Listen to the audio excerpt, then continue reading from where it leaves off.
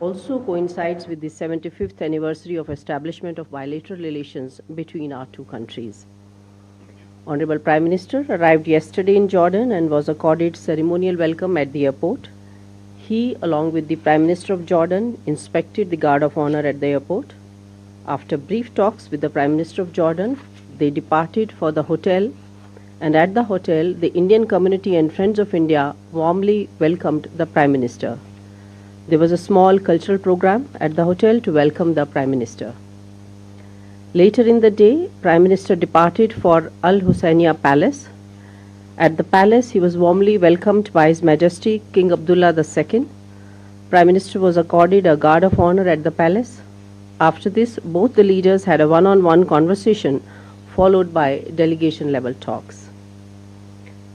The two leaders exchanged views on bilateral and regional issues of mutual interest. They warmly recalled their previous meetings and telephonic conversations. The Jordan side conveyed their support for India's fight against terrorism and condemned terrorism in all its forms and manifestations. Prime Minister commended the leading efforts by His Majesty on de-radicalization and as a voice of moderation in the Islamic world. Both the leaders also discussed ways to further deepen engagement between both countries. They also discussed the significant cooperation between the countries in the fields of fertilizers, especially phosphates. As you are aware, Jordan is an important supplier of fertilizers to India, especially phosphate fertilizers. Companies on both sides are in discussion for further investment in Jordan to meet growing need for phosphatic fertilizers in India.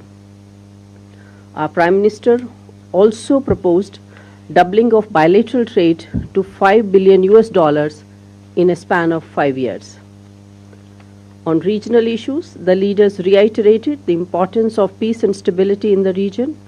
In this regard, they welcomed the adoption of Gaza Peace Plan. Prime Minister reiterated India's long-standing position on Palestine.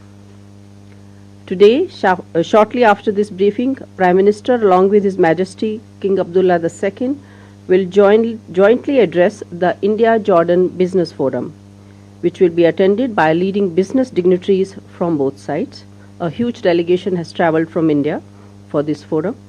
The forum is expected to witness the participation of high-level business delegations from both sides in areas such as fertilizers, textiles, and many others, where we have existing engagements to new areas of cooperation, such as the new and renewable energy, IT, and health sector.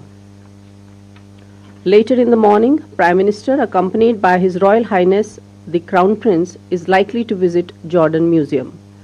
The museum showcases the history of the country from around the Old Stone Age to the recent times through several chronological and thematic exhibitions. During the visit, several MOUs and agreements have been finalized between the two sides in the fields of energy, digital technology, water management, culture, and people-to-people connect. The MOU on technical cooperation in the field of new and renewable energy will allow both sides to collaborate in the areas of green hydrogen, grid integration, and capacity building. The MOU on cooperation in the field of water management development was also finalized. Jordan being a water-scarce country, cooperation in this area becomes very important. The area of cooperation under this MOU includes water-saving agricultural technologies, capacity building, climate adaptation and planning, aquifer management, and rainwater harvesting. The strong cultural relations between the two countries got a further push with the cultural exchange program for the years 2025-29. Both sides also finalized the twinship agreement between the site of Petra and Ellora caves of Maharashtra.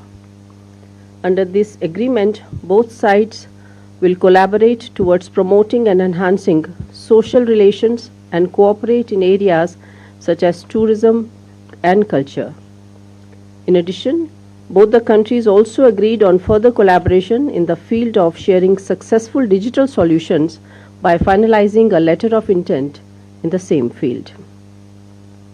A joint statement will be issued after the visit, the text of which will be available on MEA website. The statement is expected to cover all the areas of bilateral cooperation between our two countries.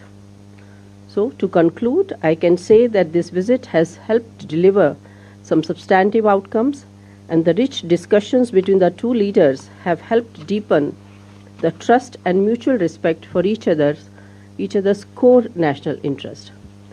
Thank you so much.